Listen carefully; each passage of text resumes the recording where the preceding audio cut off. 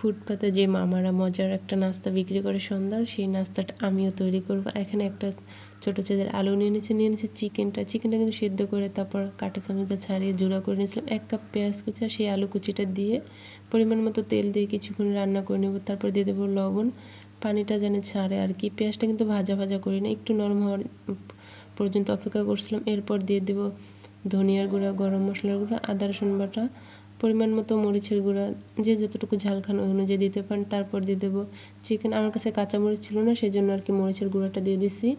আর এখানে কিন্তু ক্যাপসিকাম 2 রকমের কেটেছিলাম, যেটা একটু চিকন করে কেটেছি ওটা দিয়ে দিছি। তারপর এখানে 1.5 চামচ কর্নফ্লাওয়ার গুলিয়ে নিয়েছিলাম আঠালো বাপানোর জন্য। আর এই ব্যাটারটা কিন্তু ময়দা, তারপর পানি, একটা ডিম আর পরিমাণ মতো লবণ দিয়ে গুলিয়ে নিয়েছিলাম একদম পাতলা শীট করার জন্য। তো 6টা শীট হয়ে গেছিলো 1 কাপ ময়দা আর কি।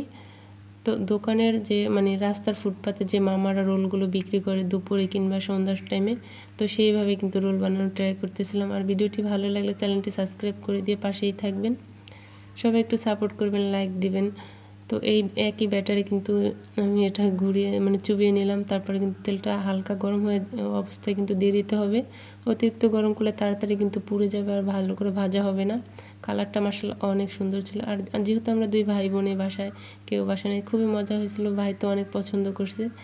আর সকালবেলা উঠে দেখি এরকম একটা পেঁপে পাকছে, কারণ এই গাছটা ঢাকা ছিল পেঁপের জন্য, সাইডে যেহেতু খেত ছিল এই জন্য। আর এই গাছটার পেঁপেগুলো 3টা পেঁপে একসাথে পেকে গেছে। তো এই গাছটার পেঁপে আর কি বোঝা যায় না পাকলে, এই জন্য একটু টিপে দেখলাম এটা খুবই নরম হয়ে গেছে, হালকা একটু কালার আসে আর কি। এগুলো পাকছে কিন্তু আর একদিন পরে খাওয়া যাবে। ভিডিওটি ভালো লাগলে প্লিজ চ্যানেলটি সাবস্ক্রাইব করে দিয়ে পাশেই থাকবেন। আর আমাদের বাড়িতে কিন্তু প্রচুর পেঁপে গাছ, আর সবগুলো গাছে কিন্তু এরকম পেঁপে পাকছিল আর কি। তো বাড়িতে যেহেতু 2 ভাই বোন, আর কি আর করবে, ছোটোটাই কেটে নিলাম।